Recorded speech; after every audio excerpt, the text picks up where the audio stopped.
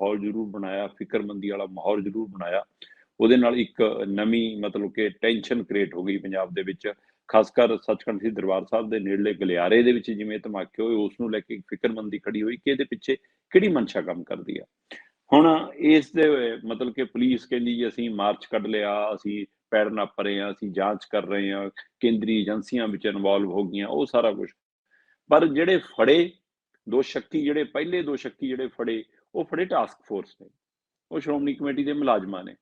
ਅਸਲ 'ਚ ਉਹ ਕਹਿੰਦੇ ਕਿ ਕੈਮਰੇ ਲੱਗੇ ਹੋਏ ਸੀ, ਕੈਮਰਿਆਂ ਦੇ ਇਸ ਗੱਲ ਨੂੰ ਧਿਆਨ 'ਚ ਰੱਖਿਆ ਸੀ। ਜਿਹੜੀ ਥਾਂ ਤੇ ਧਮਾਕਾ ਹੋਇਆ, ਤੀਸਰਾ ਧਮਾਕਾ ਜਿਹੜਾ ਮਤਲਬ ਗੁਰੂ ਰਾਮਦਾਸ ਲੰਗਰ ਜੀ ਦੇ ਪਿੱਛੇ ਜਿਹੜਾ ਸਰਾਂ ਹੈ ਗੁਰੂ ਰਾਮਦਾਸ, ਉਹਦੇ ਨੇੜੇ ਹੀ ਧਮਾਕਾ ਹੁੰਦਾ। ਸੋ ਇਸ ਲਈ ਉਸ ਥਾਂ ਨੂੰ ਚਿੰਨ੍ਹਿਤ ਕਰਕੇ ਕਹਿੰਦੇ ਕਿ ਜਿਹੜੀ ਟੀਮ ਲੱਗੀ ਹੋਈ ਸੀ ਕੈਮਰਿਆਂ ਦੇ ਉੱਤੇ, ਉਹਨਾਂ ਨੇ ਜਦੋਂ ਸਾਰੀ ਨਿਗਾਹ ਨਜ਼ਰਸਾਨੀ ਕਰਨੀ ਸ਼ੁਰੂ ਕੀਤੀ ਤਾਂ ਉਹਨਾਂ ਦਾ ਧਿਆਨ ਸਰਾਂ ਦੇ ਵਿੱਚ ਇੱਕ ਬੰਦੇ ਤੇ ਜਾ ਕੇ ਰੁਕਦਾ ਹੈ, ਜਿਹੜਾ ਮਤਲਬ ਕਿ ਉਹੀ ਇਕੱਲਾ ਉਸ ਸਮੇਂ ਜਾਗ ਰਿਹਾ ਹੈ ਤੇ ਉਹ ਉੱਠ ਕੇ ਪਖਾਨੇ 'ਚ ਜਾਂਦਾ ਤੇ ਜਾਂਦੇ ਹੀ ਵਾਪਸ ਆਉਂਦਾ ਤੇ ਉਸ ਪਖਾਨੇ ਦੇ ਥੱਲੇ ਹੀ ਉਹ ਧਮਾਕਾ ਹੋਇਆ। ਸੋ ਇਸ ਲਈ ਉੱਥੇ ਉਹਦੇ ਪਰ ਸੂਈ ਅਟਕੀ ਉਹਨਾਂ ਦੀ ਕਿ ਇਹ ਅੰਦਰ ਗਿਆ ਤੇ ਜਦ ਇਹ ਤੁਰੰਤ ਬਾਹਰ ਆਇਆ, ਉਹਨੇ ਇਹਨੇ ਪਖਾਨਾ ਤਾਂ ਵਰਤਿਆ ਹੀ ਨਹੀਂ।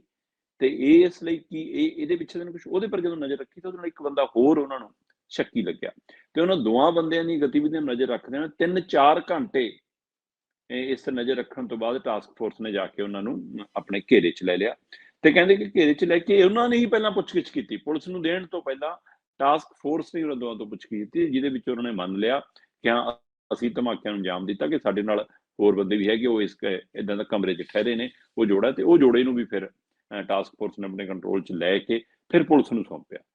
ਤੇ ਹੁਣ ਡੀਜੀਪੀ ਹੋਰਾਂ ਨੇ ਨੌ ਨਿਹਾਲ ਸਿੰਘ ਹੋਰਾਂ ਨੂੰ ਹਦਾਇਤ ਕਰਤੀ ਆ ਕਿ ਜੀ ਹਾਂ ਮਾਮਲਾ ਸੋਲਵ ਹੋ ਗਿਆ।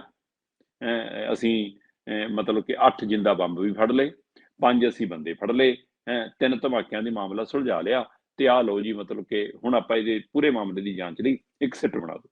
ਕਿੰਨੀਆਂ ਕੁ ਸਿੱਟ ਤੇ ਕੀ ਇਹਦੇ ਨਾਲ ਮਾਮਲੇ ਸੁਲਝ ਗਿਆ? ਜਿਹੜਾ ਇਹ ਕਿਹਾ ਜਾ ਰਿਹਾ ਕਿ 5 ਬੰਦਿਆਂ ਦੇ ਫੜਨ ਨਾਲ ਜਾਂ 8 ਜਿੰਦਾ ਬੰਬ ਮਿਲਣ ਨਾਲ ਇਹ ਮਾਮਲਾ ਸੁਲਝ ਗਿਆ।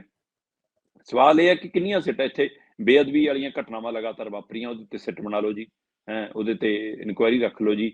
ਉਸ ਤੋਂ ਬਾਅਦ ਗੋਲੀ ਕਾਂਡ ਹੋ ਗਿਆ, ਹੁਣ ਸਿੱਟ ਬਣਾ ਲਓ ਜੀ। ਉਸ ਤੋਂ ਬਾਅਦ ਪੰਜਾਬ ਦੇ ਵਿੱਚ ਕਿੰਨੇ ਪਿਛਲੇ ਗੈਸ ਕਾਂਡ ਜਿਹੜੇ ਹੋਏ ਉਹਦੇ ਪਰ ਵੀ ਸਿੱਟ ਬਣਾ ਦਿਓ ਜੀ। ਸੋ ਇਸ ਤਰ੍ਹਾਂ ਸਿਰਫ ਹੁਣ ਇਸ ਮਾਮਲੇ 'ਚ ਵੀ ਇੱਕ ਸਿੱਟ ਬਣਾ ਦਿਓ। ਸੋ ਕੀ ਪੰਜਾਬ ਨੂੰ ਸਿੱਟ ਨਾਲੇ ਚਲਾਉਣਾ, ਸਿੱਟ ਦਰ ਸਿੱਟ ਬਣਦੀਆਂ ਰਹਿਣ ਤੇ ਲੋਕ ਉਡੀਕ ਕਰਦੇ ਰਹਿਣ ਕਿ ਹਾਂ ਤੁਹਾਨੂੰ ਪਤਾ ਲੱਗੇ ਗੱਲ। ਹੁਣ ਇਸ ਮਸਲੇ ਤੇ ਵੀ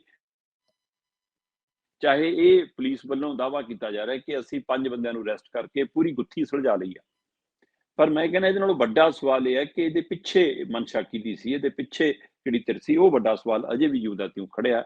ਪਰ ਫਿਰ ਵੀ ਮਤਲਬ ਕਿ ਇਹ ਸਾਰੇ ਘਟਨਾਕ੍ਰਮ ਨੇ, ਕਿਉਂਕਿ ਜਿਸ ਦਿਨ ਪਹਿਲੇ ਦਿਨ 2 ਧਮਾਕੇ ਹੋਏ ਸੀ, ਉਸ ਦਿਨ ਵੀ ਜਿਹੜੀ ਮੁੱਢਲੀ ਜਾਂਚ ਆਈ ਸੀ ਉਹਦੇ ਵਿੱਚ ਕੁਝ ਟੁਕੜੇ ਮਿਲੇ ਸੀ ਜਿਹੜੇ ਕੈਨ ਹੁੰਦੇ ਨੇ ਜਿਹਨਾਂ ਦੇ ਵਿੱਚ ਕੋਲਡ ਡਰਿੰਕ ਹੁੰਦਾ, ਲੋਹੇ ਜਿਹੇ ਦੇ ਉਹ ਡੱਬੀਆਂ ਜਿਹੀਆਂ ਜਿਹੜੀਆਂ ਆਉਂਦੀਆਂ ਨੇ, ਉਹ ਕੈਨ ਉਹਦੇ ਟੁਕੜੇ ਮਿਲੇ ਸੀ। ਉਸ ਦਿਨ ਵੀ ਸ਼ੰਕੇ ਸ਼ੁਬੇ ਹੋਏ ਸੀ। ਹੁਣ ਕਹਿੰਦੇ ਜੀ ਜਿਹੜੇ 5 ਬੰਦੇ ਫੜੇ ਨੇ ਉਹਨਾਂ 'ਚ ਉਹਨਾਂ ਨੇ ਦੱਸਤਾ ਕਿ ਬਿਲਕੁਲ ਜੀ ਅਸੀਂ ਇੱਥੇ ਆ ਕੇ ਗੁਰੂ ਰਾਮਦਾਸ ਸਰਾਂ ਦੇ ਅੰਦਰ ਪਖਾਨਿਆਂ 'ਚ ਉਹ ਤਿਆਰ ਕੀਤੇ, ਕੱਚਾ ਮਟੀਰੀਅਲ ਲਿਆਏ ਸੀ, ਉਹਨਾਂ ਨੂੰ ਫਿਰ ਕੋਲਡ ਡਰਿੰਕ ਵਾਲੀਆਂ ਉਹਨਾਂ ਕੈਨ 'ਚ ਪਾ ਲਿਆ ਤੇ ਰੱਸੀ ਦੇ ਧਾਗੇ ਨਾਲ ਉੱਪਰੋਂ ਬੰਨ੍ਹਤੇ, ਜਿੱਦਾਂ ਹੀ ਕਿਸੇ ਨੇ ਧਾਗਾ ਖਿੱਚਿਆ ਤੇ ਉਹ ਬੰਬ ਫਟ ਗਿਆ, ਮਤਲਬ ਹੈ ਨਾ।